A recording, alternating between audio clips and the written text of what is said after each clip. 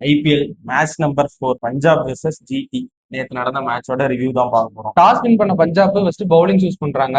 Opening பேட்ஸ்மேனா ஜிடிக்காக சாய் சுதர்ஷனும் இந்தியன் கேப்டன் சுப்மன் கில் 2 பேரும் ஓபன் பண்றாங்க. சாய் சுதர்ஷன் ஏர்லியாவே விக்கெட் விட்டுறாரு. அடுத்து வர பட்லரும் கில்லும் ஒரு பார்ட்னர்ஷிப்பை போட்டு அப்படியே ரொம்ப ஸ்லோவா தான் ஆடுறாங்க. காரணம் வந்து பஞ்சாபோட பவுலிங் அட்டாக், பயங்கரமான பவுலிங் அட்டாக்.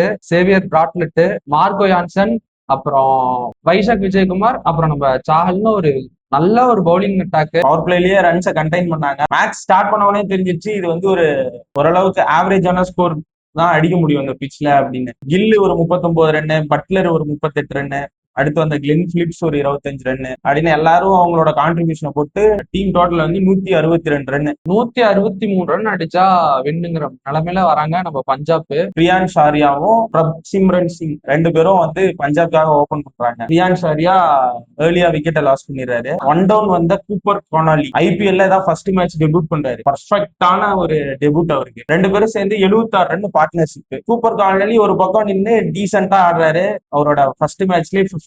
கூப்பர் கானாலி ஒரு பக்கம் நிக்கிறாரு. பட் ஆனா ஆப்போசிட் சைட்ல விக்கெட் லூஸ் ஆயிட்டே இருக்கு. எனக்கு ஆச்சரியமா இருந்த 2 விஷயம் என்னன்னா பிரசித் கிருஷ்ணாவோட பவுலிங். ஒரு 3 ஓவர் போட்டு 13 ரன் கன்சீட் பண்ணி 3 விக்கெட் எடுத்தாரு. டெஸ்ட் மேட்ச்ல போடுற லென்த்தை போட்டு விக்கெட் எடுத்தாரு.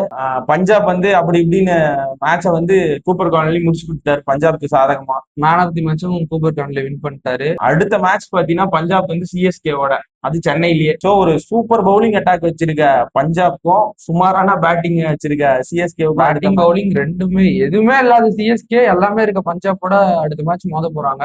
இந்த மேட்ச்ல யாரு ஜெயிப்பாங்கன்னு உங்களோட தாட்ஸை மறக்காம கமெண்ட்ல சொல்லிட்டு போங்க.